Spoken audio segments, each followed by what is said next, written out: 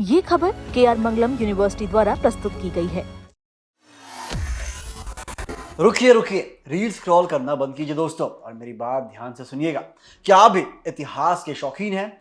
क्या आपको भी पुरानी इमारतों और रहस्यों को जानने में मजा आता है? और सबसे बड़ी बात, क्या आप दिल्ली के इतिहास पर रिसर्च करके हर महीने पूरे 50,000 रुपए कमाना चाहते हैं? जी हाँ, आपने बिल्कुल सही सुना, ये कोई मजाक नहीं चल रहा है। नमस्कार दोस्तों, मैं हूं अपूर्व ठाकुर और आप देख रहे हैं जागरण जोश। बॉस, दिल्ली सरकार ने एक ऐसा कमाल का और धांसू फैसला लिया है जिसे सुनकर आपके होश उड़ जाएंगे। मुख्यमंत्री रेखा गुप्ता के नेतृत्व वाली कैबिनेट ने दो बहुत ही खास रिसर्च फेलोशिप स्कीम्स को हरी झंडी दे दी है। ये कदम उठाया गया है दिल्ली के ऐतिहासिक रिकॉर्ड्स और पुरातत्व यानी आर्काइव्स और आर्कियोलॉजी को एक नई जिंदगी देने के लिए। सबसे मजेदार बात जानते हैं क्या है? स्कीम के तहत सेलेक्ट होने वाले रिसर्चर्स को सरकार की तरफ से हर महीने 25,000 से लेकर 50,000 रुपए तक का भारी भरकम स्टाइपेंड मिलेगा। है ना कमाल की बात? तो चलिए बिना वक्त गवाए जानते हैं इस पूरी कुंडली को। तो इस वीडियो को एंड तक जरूर देखिएगा। सबसे पहले बात करते हैं पहली स्कीम की, जिसका नाम है आर्काइवल रिसर्च फेलोशिप। इस योजना का मेन फोकस दिल्ली के ऐतिहासिक रिकॉर्ड्स के साइंटिफिक स्टडी, उनकी डॉक्यूमेंटेशन और सबसे जरूरी यानी डिजिटलाइजेशन पर होगा। अक्सर पुरानी फाइलें और कीमती दस्तावेज खराब होने लगते हैं, इसलिए सरकार चाहती है कि इन्हें मॉडर्न टेक्नोलॉजी की मदद से हमेशा के लिए सुरक्षित कर लिया जाए और आम जनता के लिए भी आसानी से सुलभ बनाया जाए। स्कीम के तहत हर साल कुल 15 फेलोज यानी रिसर्चर्स को चुना जाएगा और उनका कार्यकाल 1 साल का होगा। इस फेलोशिप में रिकॉर्ड मैनेजमेंट, डेटा मैनेजमेंट, माइक्रोफिल्मिंग, रिपोग्राफी और रिसर्च पब्लिकेशन जैसे काम शामिल होंगे। इसके अलावा जो लोग पुरानी ओरिएंटल भाषाओं, खासकर उर्दू और फारसी के एक्सपर्ट्स हैं, उनके लिए भी इसमें रिसर्च के बड़े मौके होंगे, क्योंकि दिल्ली के पुराने इतिहास का एक बहुत बड़ा हिस्सा इन्हीं भाषाओं में लिखा गया है। आगे बढ़ते हुए बात करते हैं दूसरी बड़ी योजना की, जो है आर्कियोलॉजी में रिसर्च फेलोशिप। दोस्तों, दिल्ली में लाल किला या कुतुब मीनार जैसी बड़ी और मशहूर इमारतें तो सब जानते हैं, लेकिन दिल्ली की तंग गलियों और कोनों में ऐसी सैकड़ों छोटी और कम जानी पहचानी ऐतिहासिक इमारतें भी मौजूद हैं जो आज अपनी पहचान खो रही हैं।